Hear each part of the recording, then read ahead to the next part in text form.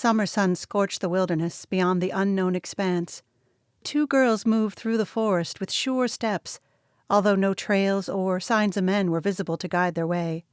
The girls looked so much alike that they could have been sisters. Both were slim and short, as women of the Kainuu tended to be. Their long hair was as dark as the autumn evening and stood out from their pale, clear skin. Only their noses and cheekbones were slightly tanned by the scorch of the summer.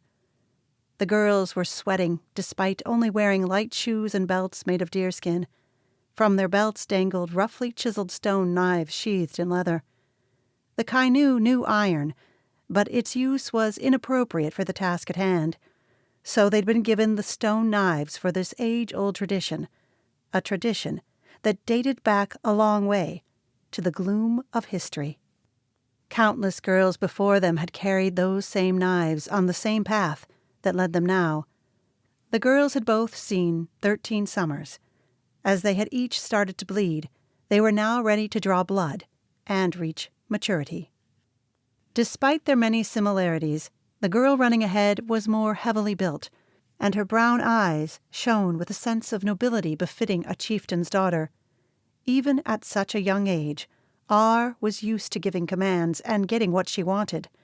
Not too far behind her ran Vierra, and what she lacked in nobility and stature, she made up for with tenacity and sheer stubbornness. In her deep green eyes glimmered a determination and optimism typical of the young. The girls had played together since they were babies, and had remained best friends throughout their childhood. Normally, a trip to the woods like this would have been filled with the girls' endless chatter and the occasional laugh. Now, however, they were silent and filled with anticipation and excitement. They had waited for this day as the deer wait for the spring. Finally, they would take the crucial step that would carry them from their childhood play into the world of adults. The hot afternoon sun forced them to slow their pace. Summer had been exceptionally warm, and the region was as dry as dust. Gray rocks, yellow shrubs and tussocks, some still green, were mixed among murky tree roots. Rays of light beamed through the branches, scattering the colors into a flickering and tattered shambles. The buzz of the horseflies and the singing of the birds made music for the spectacle. The forest floor was pocketed with islets of musty air and the strong, suffocating stench of plants. Nature was slowly withering, waiting for rain. The girls' eyes were looking for signs of water in the dry woods. Finally, they found a river that had dried out to a meager stream. It slowly snaked in between the large rocks and drew the girls irresistibly. The trickling sound and the soft breeze tempted them to rest. The plants near the stream were lush and verdant, and Vierra and R had to clear their way through the bushes to reach the water. Between the rocks, in the knee-deep waters of the creek, was one of the few places that the relentless heat couldn't reach. The girls drank greedily and drenched themselves in the cool water.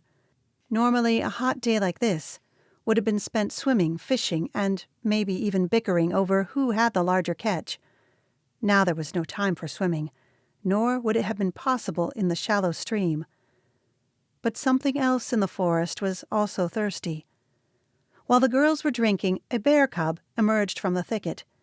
It came from upwind and didn't notice the bathing girls until it was only 20 paces away. It froze, too afraid to run away or come closer, and let loose a miserable call. The girls felt the cold whisper of death shiver up their spines as they saw the cub. Where there was a cub, the mother was never too far away. They crept to the opposite shore, keeping their eyes on the animal and the thicket from which it had emerged. It was hard to walk backwards in the rocky stream. Painfully, slowly, and carefully they ascended from the bottom to the bank, until they reached the border of the nearby thicket. The bushes started to rustle, and all of a sudden the mother bear came rushing up, head down, through the shrub to its offspring. It ran to the creek, and upon seeing the girls, rose on its hind legs and released a roar that froze the girls' blood in their veins.